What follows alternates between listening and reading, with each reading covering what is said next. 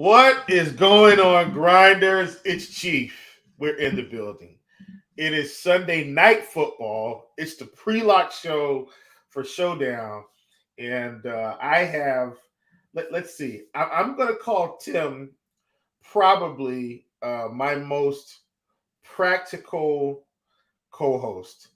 Tim's not going to come in and give you the weird fluff. He's going to be straightforward. He's going to be to the point.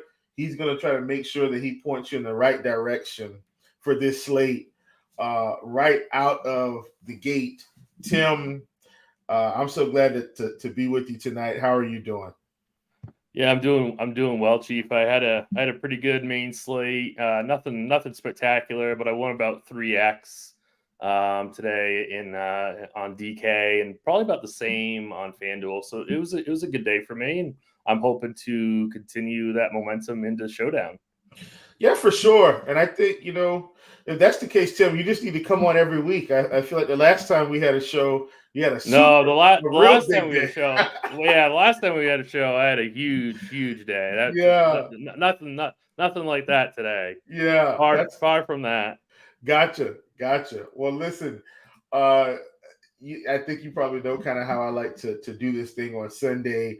If you could, for the people, just kind of give them maybe your overall strategy or your approach, right? Let's call it approach for this particular slate. I'll lead in saying that we have one offense that we feel like is going to overpower the defense. And then, not only has that defense had problems, their offense has had problems. Their quarterback's out. Of course, Daniel Jones is out. We've got Saquon, who's supposed to come back. But it's looking like, not just from the public, but just in general, like everyone expecting the Buffalo Bills to kind of roll the Giants over pretty quickly here. What are your thoughts on the slate overall, and then kind of your approach here? Yeah, I mean, like you said, it's a pretty huge spread. Not one that we would typically see normally. It's the public is going to be heavy on 5-1, 4-2 Buffalo Bills. I would imagine that a vast majority of captain MVP ownership is going to be on a Buffalo player. Now, it's a good chance that those things will become optimal, but it's not a guarantee. Like I was saying to producer Steve pre-show, like who saw the Jets beating the Eagles, right? I mean, anything can happen. So it's definitely a game that I'm looking to try to get different in some places, and then I'm gonna have to play some chalk, but there are some contrarian plays that I'm at least somewhat interested in. Well, let's start there, because I think when we're talking through these showdowns, I know I did my short today, and when I went on the short today, I had an obvious take for myself, which was Josh Allen and Stephon Diggs are going to get played in 100% of my lineup. So that was like my obvious take. I think my other obvious take, though, was Tyrod at 9,400 is going to have some appeal here, I think, just because in terms of scoring, I think we feel like he should be one of the higher scoring Giants, almost like pitching, because he's going to have the ball in his hands. We feel like there's some possibility that he could have a better game than all the other Giants, maybe outside of Saquon, who's 11K. What are your thoughts about some contrarian plays? Because I think all the obvious stuff is just going to be pile up on Buffalo, run someone from the Giants and call it a day. Yes. Yeah. So in higher dollar stuff, this guy is not going to be sneaky, but I think in some lower dollar contests, a guy like Deontay Hardy at $600. We're currently showing him at 16% ownership. We have him pretty good positive leverage score in our Sims tool that we provide to you on RotoGrinders. So I think he's going to be in the optimal. It says about 24% of the time. And he's only going to be 16% owned. So I think that is a really, really strong value play. That's not going to get. I don't think it's going to get too steamed, at least in lower dollar tournaments. I don't know what your thoughts on him are, but he's generally the wide receiver 3 on this Bills team, and we've lost Kincaid. So they might be utilizing a 3 wide receiver set even more. I'm not really sure, but at that price, I think he's a fantastic tournament play. Yeah, absolutely. I agree with you 100% on Hardy. I feel like he is kind of the sneaky guy, but I guess when I say sneaky, Tim, I'm thinking he might go overlooked. Like, I think in this game, because of the way I feel like the slate is breaking out, I don't even know if people are going to be looking to play cheap Buffalo Bills. I know that sounds crazy, right? But I feel like they're going to be maybe more into cheap Giants than Buffalo players. Just in terms of snap counts, I mean, Hardy's pretty much on the field about around 20% on the season. It's ticked up to about 25% over the past couple of weeks. I mean, if he gets to 40% today, Tim, like I'm saying with Kincaid, because Kincaid has been on the field roughly, let's give him an average of about 70-ish, 72%, 84% week 1, 71% week 2, 60% week 3, 50% week 4, 70%. I'm sorry, that's Dawson Knox. Kincaid, 80, 60, 51, 52, 53. So he's a guy that's been on the field at least 50% of the time. If we get, like we said, Hardy up to 40%, even 35%, like that's still a whole lot more activity in the grand scheme of the game. So I'm with you on Hardy. I like that call a ton. Let me ask you this, because I know on these type of slates, I feel like you and I have kindred spirits where we just don't play defense, or we don't like to play defense, because I mean, look, one bad play or one big play from even a bad offense can just wreck your defense's fantasy points, especially if they don't get turnovers. Like, you can kind of recover sometimes if a defense has 4 or 5 sacks and an interception, but if they don't have any of that type of activity and they're just losing points, it's not really beneficial. How are you feeling about the defense tonight? We do feel like the Giants' offense is nowhere near it should be. The Bills are at home. I think it's a reasonable discussion point. How are you feeling? Yeah, you're absolutely right. I don't usually ever want to roster defenses. I wrote on the expert survey today that I think that getting to some Bills at your captain spot is a good way of getting contrarian today. They're only projecting to be about 6% owned in the captain spot, and we know this Giants O-line is absolutely atrocious. So, I mean, can Taylor still use his legs at his age? I mean, probably, maybe a little bit, but I guess that's to be determined, right? And right. I think the Bills are going to rack up the sacks. So, and then if they get a defensive touchdown, I mean, boy, you're in business. So, and that's taking away captain points away from the more popular captains, like, Josh Allen, Steph Diggs, guys like James Cook, stuff like that. So yeah. I think if I'm going to be playing the Bills, I want to get some exposure to them in the captain spot. Tim, listen, coming in with the blazing take today. I did not expect that from you today, my friend. Just in terms of I guess overall strategy, but once again, I get it. Like, it's a spot where they can definitely rack up the sacks. You talked about the fact that in the captain, they probably don't have as much ownership.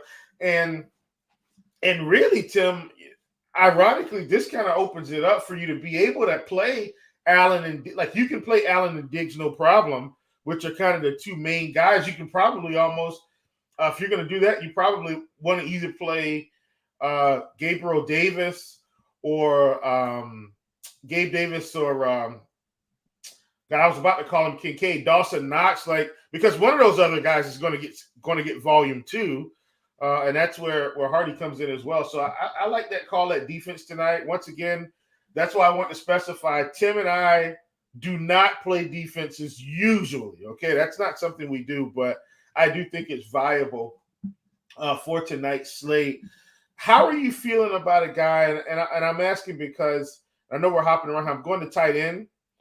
How are you feeling about Darren Waller? I'm borderline on the fade for Darren Waller. Like, I'm close, Tim. I'm really close to just saying, hey, I don't need expensive New York Giants tonight, maybe outside of Saquon. Like, Saquon's the only guy I feel like is going to have truly enough volume to, like, get there. I don't like Waller tonight. It could come back to bite me. If so, hey, no problem. I know it's showdown, but I don't know if there's any value in Waller. And even just looking at our projections, Dawson Knox is projected for the same thing. Like, what? Why do I need to play Darren Waller tonight in this bad spot where he's probably going to have worse quarterback play? Yeah, I really can't imagine clicking him. We have him at almost 30% owned. Yeah. I'll be surprised if he's that high owned. I think he's a very, very uncomfortable click. And I don't think much of the field is going to get to him. But if he's really going to be 30% owned, then I really don't have any interest at all. I think that's way too highly owned. Like you said, if I'm going to be paying up for a giant, it's going to be Barkley. But really, I don't want to spend that much on Waller. I don't think Taylor is going to get him enough volume for him to pay off his price tag. Like, three catches, 50 yards, something like that. That's not enough at 7,400. So I think there are better plays if you want to get to a giant. I am curious your thoughts, Will. Do you prefer Saquon or do you prefer Taylor as your spend up giant? So for me right now, I'm a little bit closer to Taylor than I am Saquon. But there's a reason for that. Do I think Taylor has more upside than Saquon? No, like not at all. Do I think Saquon could come out here for 1.5 quarters and be hurt again? Yes. And so that's really my reasoning. Like, I know these are NFL players, and they're not going to come out there if they're hurt to where they can't play. Like, don't get me wrong. Like, I understand that. But Saquon has had a history of injury problems, and he's coming back tonight with no Daniel Jones, which means the defense is probably just going to focus on him. And I think there's a high likelihood that he's bottled up on the ground, but has enough volume in the passing game to get there or be one of the highest scoring Giants. So if I'm playing Saquon tonight, and I am playing Saquon, don't get me wrong, but I'm going to have more Taylor, because I don't think Saquon's going to get there on the ground. I think he gets there through the air and the catches. See, I'm hoping that's what the field does, because I'm going Saquon. I'm hoping people take the savings with Taylor, and I'm going to go all the way up to Barkley. I don't know if that's going to be a good idea or not. This could be an absolute disaster game for the Giants. It's fully, fully projected to be like that. But if I'm paying up for one giant, it's gonna be Barkley over Taylor. But that's purely just a guess, and we have to play somebody from the Giants. So for me, it's gonna be Saquon. Well, let me say this now. In single entry, I'm absolutely probably leaning Barkley, so I probably need to make that a little bit more clear. But I am going to have more Taylor in large field, if that makes any sense. So, like, I can't fade Saquon, even though I know they're going to key in on him, just because, once again, in a vacuum, he's got way more upside than Ty. Like, if they just so here's the thing. One of these weird scenarios, Tim, where the Giants actually don't move the ball at all, but let's say they get 2 big pass interference calls that puts them like inside the 20, and then they garner just enough offense to get down to the goal line, and Saquon runs 2 in. You get them. It's like that can happen in this game. The Bills could still win 42-28, 24, and there's not a whole lot of production out of Saquon. It's crazy that sounds. So I'm saying that to say Saquon would be my primary in single entry or 3-entry max. In large field, I'm going I'm going more Taylor than Saquon, but that's just more because of the injury. Yeah, we do have a question in chat. What about Shakir as a pivot? I'm assuming away from Hardy. I think that's okay. Shakir's only projected for 1.3 fantasy points, while we have Hardy at close to 6. But a tremendous ownership difference. So I guess if you want to throw Shakir into your player pool, that's fine. But I would prefer Hardy straight up, like if you're only building like one team. Yeah, absolutely. I agree 100%. Let me ask you this randomly. How do you feel about a guy like Damian Harris or Latavius Murray tonight? And I'm only asking that because if this game somehow gets way out of hand, then you already know James Cook's coming out. All the big guns are going to come out at some point, and we'll get a sighting of some of these lower level guys. Not that they're lower level talents, because a lot of these guys have started in the league, but they're not going to start on this team. What are your thoughts on Murray, Harris? I think they're viable if we anticipate a huge blowout script. They could fall into 40, 50 yards by the end of the 4 to 5 fantasy points by the end of the game. What are you thinking? Yeah, I think that's a pretty good take, actually. Harris, we have projected for 4.5 rush attempts, and Murray, we have projected for 3.5 rush attempts. But like you said, if this game gets completely out of hand, they could end up pulling James Cook. I don't know if that's, what they'll do, but I think given their prices, I absolutely would have Harris and Murray. Like if I'm building 20 teams, I'm at least going to have one or two of like Harris and Murray. But I want to know your direct thoughts on James Cook himself. Like, do you want to be over or under? He's going to get a lot of steam. Do you want to be over or under 32% in the flex? I think under. In fact, I am under. Hold on, give me a second. Yeah, I'm under currently by about 5%, roughly. I don't dislike James Cook, and I will say, like, I don't feel like Josh Allen is running the ball as much as he has in times past. Like in times past, I feel like Josh Allen was getting into that 10 to 12 rushing attempts category. Like he's nowhere near that this season. So it's not about that. It's just about the fact that their offense is kind of constructed around Josh Allen being the guy, whether that's passing or throwing. And I feel like the only way Taylor has a huge game, he's going to have to run for one that's 40, 50 yards out, which in this game is absolutely viable because that's not only is that going to kill some fantasy points for Allen, that's going to kill a possession. And right. So, if that happens, if the game, as an example, Tim, let's say we're at 24-3, right, in the third quarter, and Josh Allen has, he's thrown for 200, 220, and 3, and James Cook runs one out for 50. Like now we're pushing 31-3. They just lost a big possession for Allen to pick up more points, and maybe the Giants come out and do something. Maybe they don't, but it's taken away from Allen. So I don't hate Cook, but I still think Allen and Diggs are like the guys. Yeah. So I'm only playing in single entries tonight, and I'm currently fading James Cook, and that's definitely the most terrifying of all my fades, just because I think he's got massive upside. And you're absolutely right. Like Josh Allen's not rushing the ball as much as he usually does, and we only have Allen projected for 4.5 rush attempts for tonight's game. So, I mean, it's they could end up getting ahead early with some James Cook running the ball and keep giving him the ball, and it could just be a James Cook night. But I'm currently fading him, but I think he's a pretty terrifying fade in single entry. Yeah, for sure.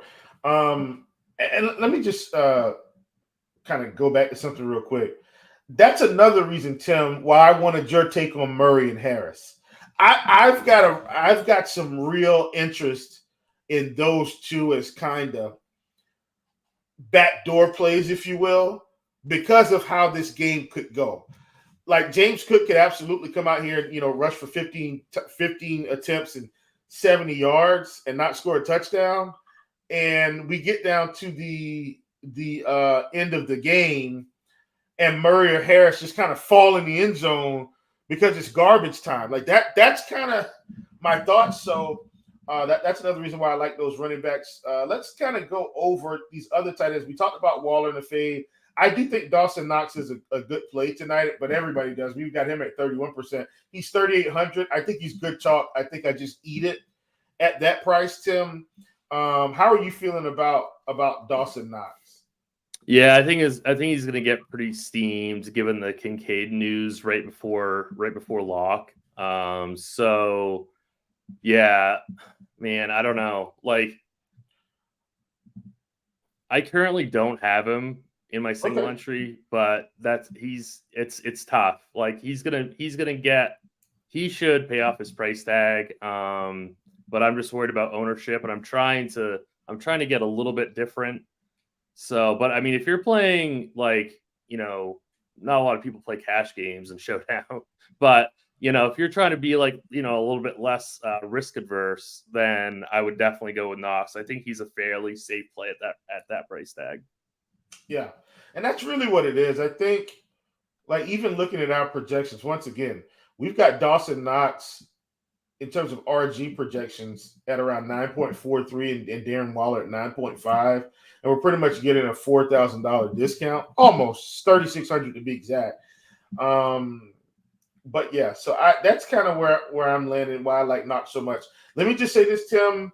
We're getting a little bit closer to lock, but we still got a few things to talk about. I'm actually not playing any kickers tonight, for what it's worth. I'm a kicker guy. Like, I like to play kickers in Showdown because I feel like there is value. Like, for instance, today we got Justin Tucker kicked 6 field goals. Like, when you get those games, it really pays off. We had and this wasn't on Showdown. It's just I know it happened. We had Matt Prater kicked some big field goals in the first half, and he didn't do anything else, but he got a 50-yarder, 40-yard, and the points add up. In this game, I just feel like Tyler Bass is not as valuable because I don't know how many field goals they're going to actually have to kick. Yes, if the Giants slow them down because the Bills are going to move the ball, I think there's value to both sides. But for me, I don't see the Bills slowing them down from scoring touchdowns every drive. So I don't know if Tyler Bass is super important for me tonight, and he's at 25%. Graham Gano's at 17. I'm kind of on the kicker fade train today, but I don't love it because it's not my usual stand. But I just feel like this is a big touchdown spot for the Bills and a very low touchdown spot for the Giants. How are you feeling about kickers? Yeah, I completely agree with you. I usually do throw in a kicker on most slates, but on this one, I don't have any interest. I firmly believe that the Bills are going to be getting a lot of touchdowns, and we're not getting the ownership discount that I would like from Bass. If I was going to get, you're not getting contrarian by playing Bass. So for that reason, I'm out. Yeah, same here. Not playing kickers. I don't think it's worth it tonight. And then there is a question.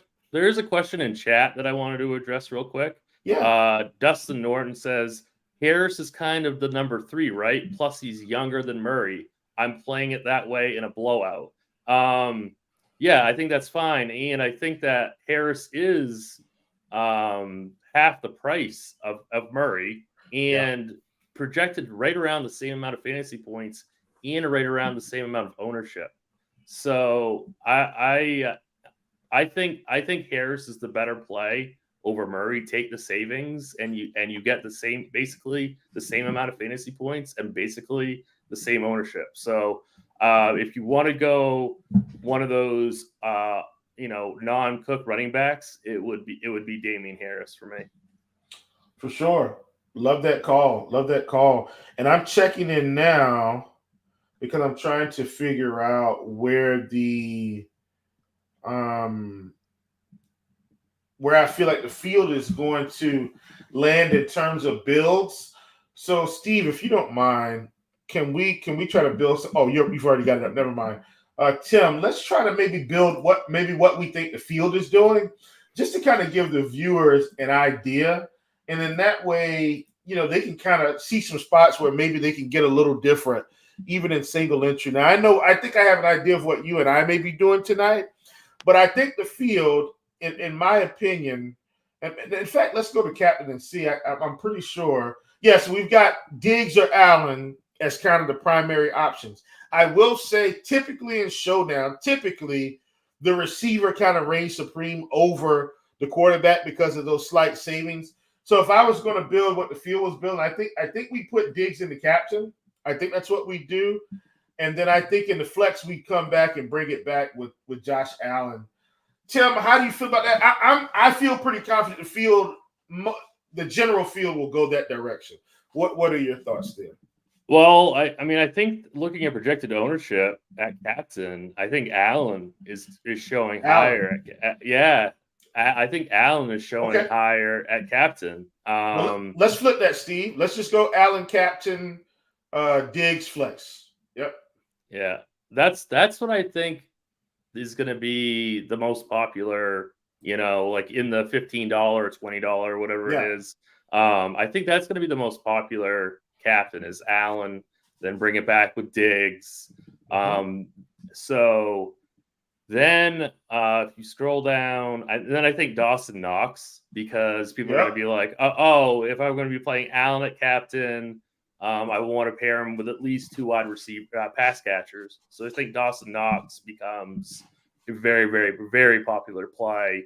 Then there's that $600 Hardy guy, Deontay Hardy. I think that's going to be the next. We've got him at 25%.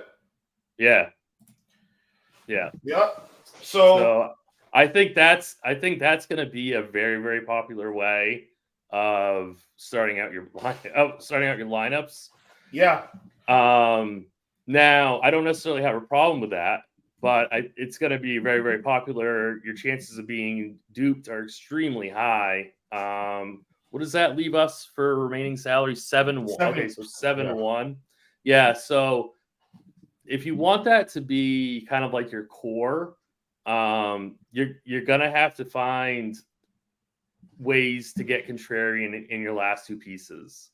Because I think Allen or Diggs have such a high optimal rate at the captain spot that I really don't have a problem with people playing them at those spots. But if you don't play those two guys, then I have a lot of interest in the Bills defense. And I also have a lot of interest in James Cook. Yeah. No, I mean, I get that for sure. I think, Tim, I think we might have struck gold here with that particular phrase. As much as we've talked about Cook and maybe not being as high on him, like that's the differentiator, I think, at captain. If this game goes nuts, but it funnels through Cook, right? Like, what if we get a scenario? This is my JM to win thoughts coming out, if you will, from a long time ago. We get James Cook, who falls into the end zone twice, has 80 yards rushing, maybe 2 or 3 catches for 25 yards. And Allen just kind of has a random game because the defense also scores a touchdown. And you look around and you say, well, wait a minute. Josh Allen hasn't had to do anything. And if he hasn't had to do anything, then now Stephon Diggs probably hasn't done much. But I still think so. Stephon Diggs probably becomes a little bit more optimal than Allen, because if he catches, 6 catches for 70 yards, and Allen just kind of has a non-touchdown game, which I don't think that's going to happen. But then Diggs becomes more optimal. You could really be looking at a sweet setup here. So I think we've got Tim. Great job there. I think in terms of what we think the field is going to do. Can we clear this out, Steve? Let's clear it out, please. And then one thing, producer Steve asked a question in chat. With how bad the Giants are, isn't Bills D going to be popular as well? I think they are in flex. Yeah. So I think if you're going to play them at captain. That's what I would like people to do, to be honest with you. Like, if you want to play Bills D, do it in the captain spot. Like, because I think they are going to be very popular in flex, but they're not going to be popular in captain, I don't think. Let me see. Yeah, they're at 25%. I mean, that's just as much as Waller, almost more than Gabe Davis. Yeah.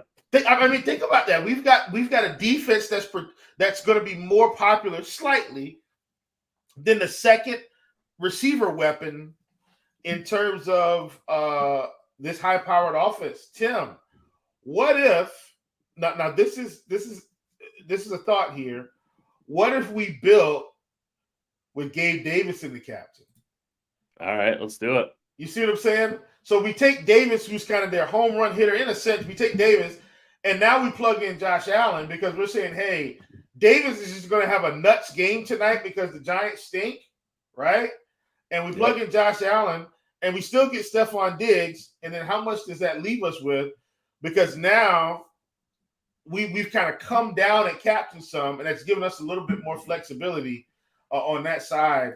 I don't think you could play Davis at the captain and then just fade Diggs, and that would give you huge leverage on the field. Yeah. If you're anticipating Davis having a monster game, maybe for whatever reason Diggs doesn't get the targets, and it's all about Davis. You could fade Diggs, and then basically do whatever you want with the rest of your lineup. Because let's do this. Yeah, let's plug in Barkley instead of Diggs. Yeah. So we get Davis, Allen, Barkley, and I think so. So Tim, here's what I do think. I think if we're playing it this way, and are we at lock yet? Because it's 8:15. I always forget whether or not it's 8:15 or 8:20 on Sunday. It always messes me up. I think it's 8:20. Will. Yeah, me too. I think it is. Let me. Sorry guys, it is. It's at 8. Yeah, it's 8:20. Good. So we got 5 minutes. I think in this particular scenario, I do think the Bills' defense is more expensive than it should be. Like, it's $6,600 today. So I think that's way more expensive than it should be. But I'm willing to roll it out to like kind of be different here because we've already got Davis, we've got Allen, we've got Barkley, and we're not playing Diggs. And then for me, I think we plug in Damian Harris. Like, that gets us way different right now. Mm-hmm. Because we're basically fading one of their main weapons, which once again, I'm on the lock button on Diggs, but I'm saying against the field, I don't think you see a whole lot of this in tournaments, in large field tournaments. I just don't think we see this. Tim, how are you feeling about something like this? Because we're getting off Hardy and we're getting off Diggs. Hardy is kind of like the main cheap guy people are playing. Diggs is one of the main expensive guys. Davis at captain, still got Allen. So yeah, how are you feeling about something like this with Barkley? Yeah, I like it quite a bit, and it lands you in an area where you're forced to eat salary, and it's got good pieces left in that same price zone, like Wan'Dale Robinson, Darius Slayton, Tyler Bass, Dawson Knox. Like, that whole range is pretty loaded. So yeah. I don't mind that construction at all. I will say though, I still am going to stand with what I said, though. I prefer playing the Bills in the captain spot, but but I mean, this is a good contrarian build for sure. Yeah. Okay. All right. I think we've given the people some really good things to think about as they approach lock. And I like that segment, Tim. I think that was a good organic segment, kind of just saying, hey, this is what the field is actually doing. Like, what can we do to differentiate, especially in large field? Even in single entry, like in Showdown, one of the things I will say, Tim, and I mean, you know this because I know you play, higher stakes, as well. Like, you don't have to have it all the way right to win. Like for instance, if you cannot have, I guess, Josh Allen in the captain, and if you've got like a Gabe Davis who's close enough, like let's say Allen scores 23-ish fantasy points and Gabe Davis is at like 16, you Right. still got Allen. He's just in the flex. You actually could still eke out a good chunk of the field if you nail everything else, even though you don't have Allen in the captain in large fields. So that's one of the big differences, I think, in high stakes single entry versus the $15 where there's 500,000 entries. Yeah, the $15 you have to have everything perfect, really. Yeah. I mean, especially if you're gonna solo ship it. Like it's not, one of those nights where like 400 people chop first, like that's different. But to really solo ship the $15, that's really tough to do. You have to be absolutely perfect for that. Yeah. Yeah. And listen, we've had some guys do it, and kudos to them. And hopefully, Sure. Tim, one day we hang our name in the Raptors. I don't see any more questions. We're approaching lock here. It's 8:19, at least from what I've seen, Eastern Standard Time. So we're going to let you guys go and get ready for this amazing game of Sunday Night Football. Tim, any other thoughts for the viewers? No, I hope it's at least somewhat entertaining, but that might be too much to ask. Yeah, it might be. It might be. Yeah. All right. Well, listen, Tim, man, it's been my pleasure. I'm so glad we were able to do this show tonight. I'm Chief. That's Tim, a.k.a. Tasteful Tides. This has been the Sunday Night Showdown Pre-Lock Show. We'll see you next week.